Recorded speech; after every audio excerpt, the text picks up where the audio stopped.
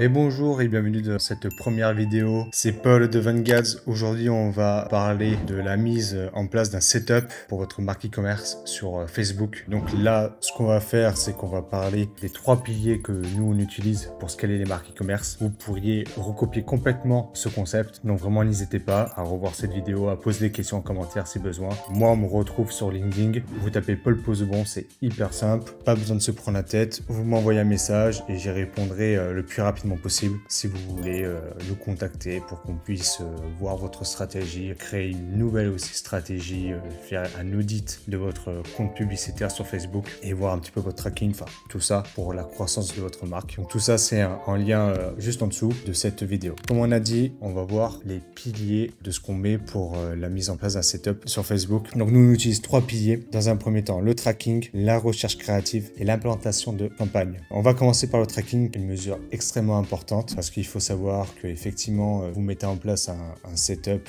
API et pixel, mais ce qu'il faut savoir c'est que la véritable remontée des données ne s'effectue que de environ à 50 à 60%. Donc avec un tracking optimal, vous pourrez remonter environ 90% des données, qui est quelque chose de hyper important. Pourquoi c'est important? Parce que ça permet de prendre les meilleures décisions possibles. En fait, c'est comme un boulanger sans farine, et ben c'est extrêmement compliqué de faire du bon pain. Et ben là, pour un média buyer, c'est exactement pareil. Il faut un beau tracking pour une bonne remontée des données, pour une prise de décision vraiment optimale et donc gagner du temps, gagner de l'argent, tout ce qu'il faut pour que votre stratégie se passe bien. Donc nous, on passe par quoi? Par Google Tag Manager et on utilise le serveur Stape. Enfin, c'est un logiciel. Enfin, le logiciel, c'est côté serveur. Je vais pas rentrer dans les détails. Ça permet d'avoir une remontée de données assez importante qui est d'ordre de 90%. Donc rien qu'avec ça, la prise de décision est optimale. Donc ça demande un petit peu de côté technique, un petit côté technique d'installation. Nous on le fait, on a quelqu'un qui est dédié dans ce domaine, mais vous pouvez le faire vous-même. Il y a des tutos, il y a tout ce qu'il faut, mais pour un gain de temps et pour être sûr de ne pas faire de bêtises, je vous conseille d'appeler un spécialiste dans ce domaine. Donc ça c'était la partie 1, le tracking. La partie 2,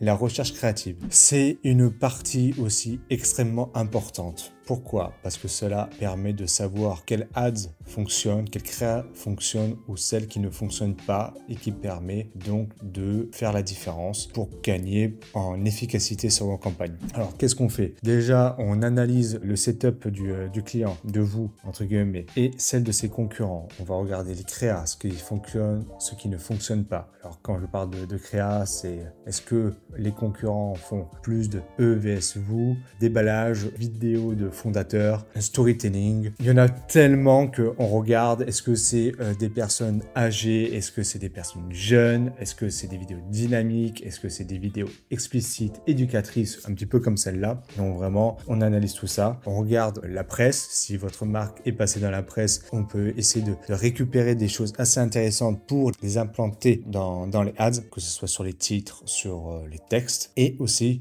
on fait une analyse du comportement des clients. Qu'est-ce que je veux dire par là? Ce que je veux dire, c'est qu'on va regarder les commentaires, les avis. Je vous recommande vraiment de faire ça parce que ça permet d'avoir des mines d'or. Ça peut carrément changer le cours de vos performances. Regardez ce que pensent vos clients et ceux de vos concurrents et vous pourrez rediriger votre concept créatif vers ce qu'ils veulent vraiment. Et vous, en plus, vous allez savoir ce qu'ils aiment, ce qu'ils n'aiment pas concrètement en fait. Tout ça avec l'analyse de la concurrence et comme j'ai dit, la création de contenu. Et bien sûr, on part sur la campagne. Mais ça, on va voir juste après. Mais là, on va voir l'implantation des campagnes. Parce que bien évidemment, si on ne crée pas les campagnes sur Facebook, eh ben, vous n'allez pas faire de pub. Ce qu'on fait nos clients, on va regarder ce qu'ils ont fait avant. Pareil, ce qui a fonctionné et ce qui n'a pas fonctionné, comme les créas. Et généralement, c'est les 90 derniers jours. On voit ce qui fonctionne et ce qui ne fonctionne pas, quels titres, quels textes ont fonctionné. C'est un audit complet. On voit s'il y a plus de prospection, plus de retargeting. Encore une fois, je ne vais pas rentrer dans les détails parce que je pourrais faire 3 heures de vidéo dessus. Mais voilà ce qu'on fait globalement, on va dire. On privilégie le CBO. Qu'est-ce que c'est que les CBO? Ça permet de laisser Facebook de gérer le budget de la campagne tout seul. En fait, Facebook est très intelligent, il est très puissant, il est beaucoup plus perfectionniste que nous. En gros, il sait quel ads va à quel endroit pour quel client et au bon moment. Ça, c'est pour la CBO. Et on utilise le broad. Le broad, en anglais, c'est large. En fait, on utilise une audience large. Une audience large, pourquoi? Parce qu'on laisse la possibilité à Facebook d'utiliser le plus possible un nombre, entre guillemets, illimité de personnes de test pour trouver les bons clients pour votre entreprise. Et ça, en fait, on laisse généralement tourner l'algorithme au moins pendant 7 jours ou avoir 50 conversions. Et ça permet à l'algorithme d'apprendre sur le comportement des clients. Donc voilà à quoi ça ressemble à peu près. Ça, c'est la campagne CBO. On clique sur le petit on, bien évidemment, pour l'activer. Vous mettez le budget 50, 400, 1000, 2000 par jour. Tout dépend de votre plan. Et ça, voilà, c'est ce que je disais, le broad. Ça concerne 3 types. La localisation, donc la France, les États-Unis. Où est votre marché, en fait? L'âge de 18 à 65 ans. Généralement, on prend le plus large possible. Et le genre, si c'est un homme ou une femme. J'utilise tout le temps 95% les deux. Donc, je mets all gender. Pourquoi? Parce que imaginons si vous vendez un parfum ou de femme, mais que c'est un homme qui voit la pub sur Facebook, peut-être qu'il va utiliser cette ad, cliquer dessus et acheter le parfum pour sa femme, pour un cadeau, pour la fête des mères, pour son anniversaire. Et donc à partir de là, après les 7 jours, on analyse les données, on coupe ce qui fonctionne, on coupe ce qui ne fonctionne pas et on se calme. Et à partir de là, on voit quel créa a fonctionné, donc on réitère l'angle marketing qu'il y a eu, mais aussi on fait d'autres tests parce qu'il y a tellement d'angles qu'on peut tester, peut en avoir une de plus performante que d'autres. On n'a pas forcément détecté dès le début. Pour faire rapide, ça se passe comme ça, donc je vous encourage à utiliser ce moyen. La méthode 3-2-2, je n'ai pas encore parlé parce que je vais le détailler juste après. La méthode 3-2-2. Avant, ce qu'on faisait, on utilisait les dynamiques créatives. Qu'est-ce que c'est que les dynamiques créatives? Ça permet à Facebook, pareil, c'est un petit peu comme le broad et le CBO, de mélanger les créas, les textes et les titres entre elles afin de mettre la bonne créa au bon moment à la bonne personne pour qu'il puisse acheter. Il faut savoir qu'en fait, il faut se dire que Facebook, c'est comme un partenaire commercial. Il n'est pas là pour vous voler, il n'est pas là pour vous faire perdre de l'argent. Au contraire, si vous dépensez beaucoup d'argent, eh bien, ça leur fait aussi également gagner beaucoup d'argent. Parce que donc, si vos clients achètent chez vous, eh bien, vous allez plus dépenser. Et qui dit plus de dépenses, dit plus de gains pour Facebook. On coche le petit on, mais il y a une petite différence depuis fin juillet, pardon. C'est que les dynamiques créatives vont disparaître. Maintenant, ça va être des flexibles, on appelle ça des flexible ads. Donc, comme j'ai mis là, utilisation flexible ads ou non. Pourquoi? Parce qu'avant, on pouvait faire une répartition. Si c'est une répartition, en anglais c'est breakdown, c'est ce que vous retrouvez dans vos paramétrages, c'est ce qui permet de savoir quel ensemble de publicités fonctionne. Je m'explique. Là, comme vous pouvez le voir, la méthode 3-2-2, donc c'est 3 créas, 2 titres, 2 ad copy. En fait, en utilisant les dynamiques créatives ou les flexibles maintenant, ça permet que ces créas et ces titres, ainsi que ces textes, se mélangent entre elles. Donc, exemple, créa 1 va avec titre 1, va avec ad copy 1. Créa 1 va avec titre 1, texte 2. Créa 1 va avec titre 2, texte 1, et ainsi de suite. Et pareil pour la créa 2. Créa 3, alors je crois que depuis tout à l'heure, j'ai dit créa 2 alors que c'est créa 1. Mais en gros, tout ça se mélange. Et en fait, à la fin, ça fait comme si vous aviez envoyé 12 ads. C'est pour ça que faire des A/B tests ne sert à rien. Parce que si vous utilisez cette méthode, l'A/B testing se fait tout seul. Donc vraiment, laissez Facebook travailler à votre place. Il est plus intelligent que vous, il est plus intelligent que moi. Ça, c'est sûr. Donc comment ça se mettait en place, pardon. Donc là, quand on cliquait sur Dynamic Creative ou Flexible Ads, on voit que ça se présente comme ceci. Alors, vous pouvez mettre plusieurs images. Maintenant, avec les flexibles, on peut aller jusqu'à 10, mais je ne conseille pas du tout de faire ça parce que vous allez compliquer l'algorithme et en fin de compte, vous allez plus dépenser de l'argent pour rien. Donc, l'utilisation de 3 créatifs, 2 textes, 2 titres. Sauf que, il y a un petit bug avec les flexibles, c'est que lorsque vous mettez les 3 créatives, en fin de compte, il utilise que celle que vous avez mis en première, celle qui sera juste là. Ne me demandez pas pourquoi, c'est un bug, c'est depuis le début. Je crois qu'ils essaient de le réparer, de le refaire fonctionner normalement, mais pour le moment, ça se passe comme ça. Mais en tout cas, les textes et les titres se mélangent. Donc en fait, petite astuce que j'utilise, que je vous recommande, après il doit en avoir d'autres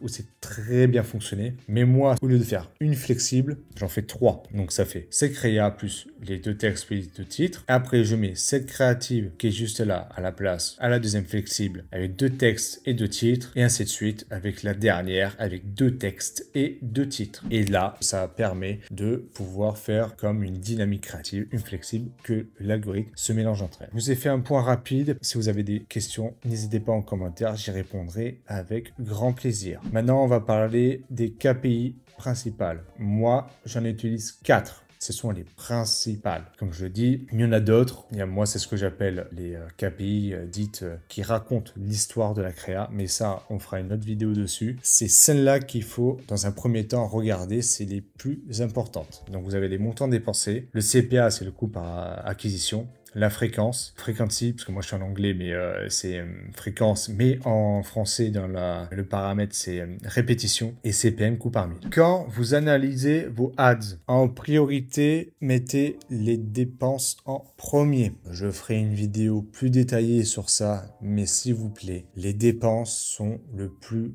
important. Ensuite, les CPA. Donc, on est d'accord, les coûts par acquisition, puis les bas, mieux c'est. Mais attention, encore une fois, c'est pas la métrique la plus importante. Je reste encore sur les montants dépensés. La fréquence. Là, vous voyez, il y a 3 catégories, on va dire. 1.15, 1.15 à 1.25, 1.25 ou plus. En fait, ce qu'il faut savoir, c'est que quand vous avez une fréquence entre 1 et 1.15, ça veut dire que 15% de votre audience a vu 2 fois la créa. De 1.15 à 1.25, c'est entre 15% et 25%. Et plus de 25 pour 1.25, c'est plus de 25%. La première catégorie de A à 1.15, on considère que c'est la prospection ou top funnel. Mid funnel de 1.15 à 1.25 et de plus de 1.25, on considère ça comme du retargeting, ok, du bot funnel, qui est censé le plus convertir. Mais moi, ce que j'aime bien, c'est me concentrer sur la prospection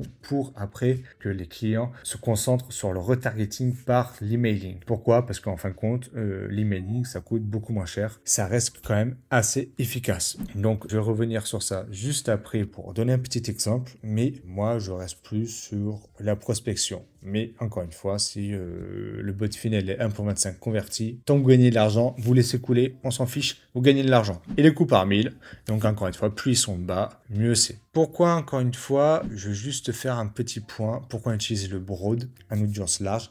Parce que plus votre audience est large, moins vous mettez en place de problématiques, moins vous mettez en place de contraintes à Facebook, plus votre coût par 1000 va être moins élevé. Ok, donc c'est aussi très important de comprendre ça. Donc juste un petit exemple d'analyse qu'on pourra avoir. Je vais parler de CPA, de fréquence et de coût par 1000. Imaginons que vous avez un coût par acquisition bas, une fréquence haute et un coût par 1000 bas, c'est bien parce que ça veut dire que ça convertit. Mais par contre, si vous avez un coût par acquisition haut et un CPM haut avec une fréquence haut, vous coupez direct. Parce qu'en fin de compte, vous payez trop d'argent, le coût par 1000 est trop élevé. Même si c'est pas une métrique qu'il faut vraiment s'arrêter pour prendre des décisions. Là, juste avec cette analyse, vous voyez qu'il faut couper. Donc on est plutôt pas mal. Rien qu'avec ça, normalement, si vous suivez un petit peu les conseils, vous pourrez mettre en place une campagne, un setup optimal. Donc encore une fois, attention au tracking, la recherche est hyper importante et mettez vos campagnes dans les bonnes conditions possibles. Si vous avez des questions, n'hésitez pas à me le faire part. Pareil, si vous avez des sujets, des interrogations à me faire parvenir, mettez ça en commentaire. Moi, ça m'a fait super plaisir. C'est la toute première. Donc voilà. Donc n'hésitez pas à me faire un retour et je vous souhaite une agréable journée. À bientôt.